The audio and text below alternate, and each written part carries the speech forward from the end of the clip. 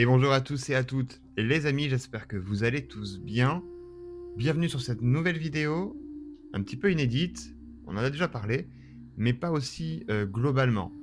On va parler des différentes entités que l'on peut trouver dans des lieux hantés, chez soi, ou même ailleurs. Attention, ce montage vidéo est un peu particulier. Vous n'allez pas m'entendre énormément, il y aura beaucoup d'images, beaucoup de textes, mais ne vous inquiétez pas, tout est assez clair et assez lisible pour tout le monde.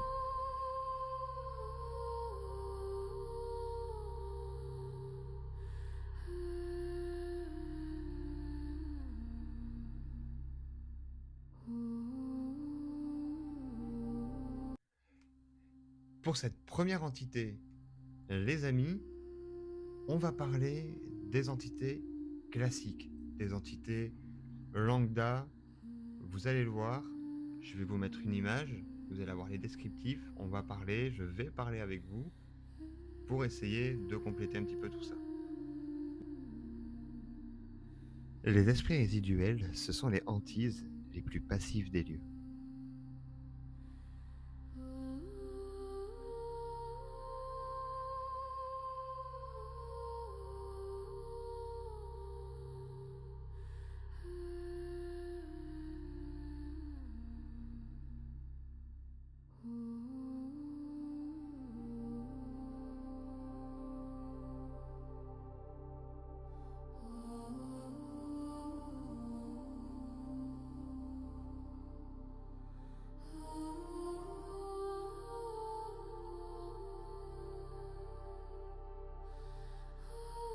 Pour bien comprendre la différence, il est utile de comparer les deux natures de phénomènes paranormaux les plus souvent rapportés.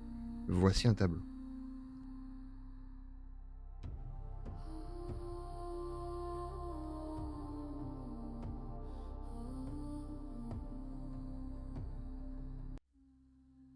Pour ce deuxième esprit, les amis, on va partir sur les esprits intelligents, ceux qui communiquent avec nous et qui comprennent les demandes qu'on peut leur faire dans le milieu du paranormal.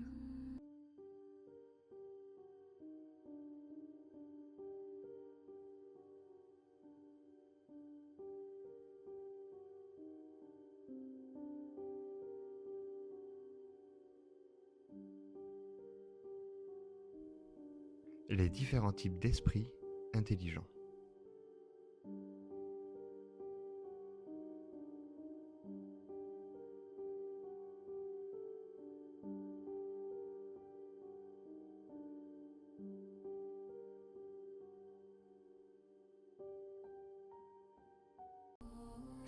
Les amis, pour cette troisième entité que l'on peut trouver dans des lieux hantés, même ailleurs, on va parler d'une entité, ou en tout cas une créature bien connue, qui n'est autre que le poltergeist.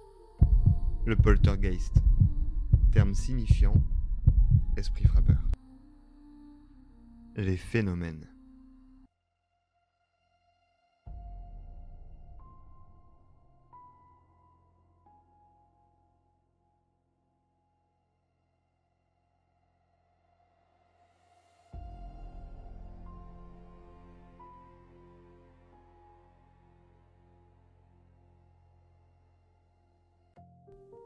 Faisons une pause. Si vous le voulez bien, je vais vous présenter les deux cas les plus connus en termes de poltergeist, les amis. Un cas qui s'est passé en Belgique et un autre en Angleterre. N'hésitez pas à faire pause si ça va trop vite pour vous. Les amis, je vous garantis que ces deux histoires valent le détour.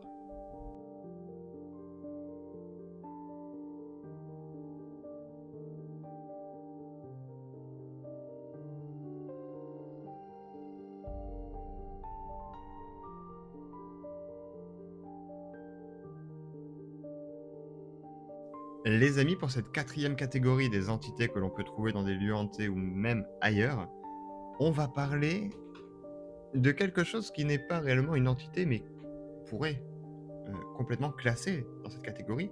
Ce sont les phénomènes des ombres.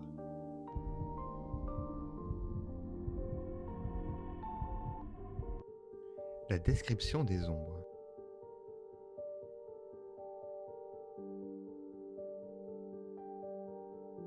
les origines paranormales de ce phénomène.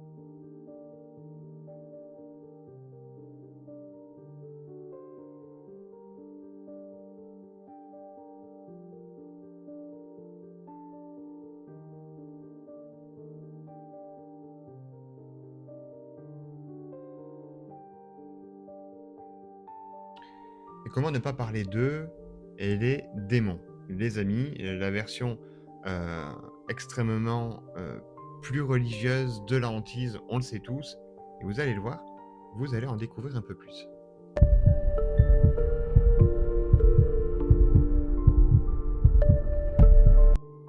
Les caractéristiques.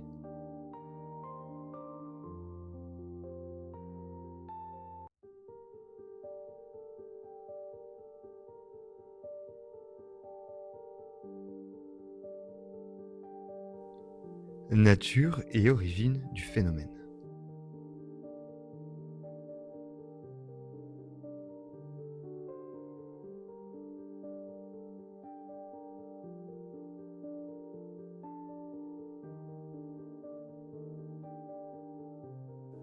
Les amis, pour cette dernière entité, dernière catégorie de cette vidéo, on va parler d'une catégorie d'entités que très peu de personnes connaissent, et pourtant qui existe bel et bien. J'ai nommé les entités mimétiques.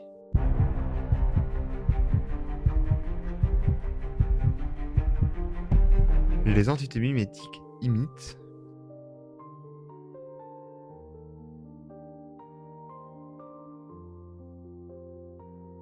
les mécanismes d'imitation.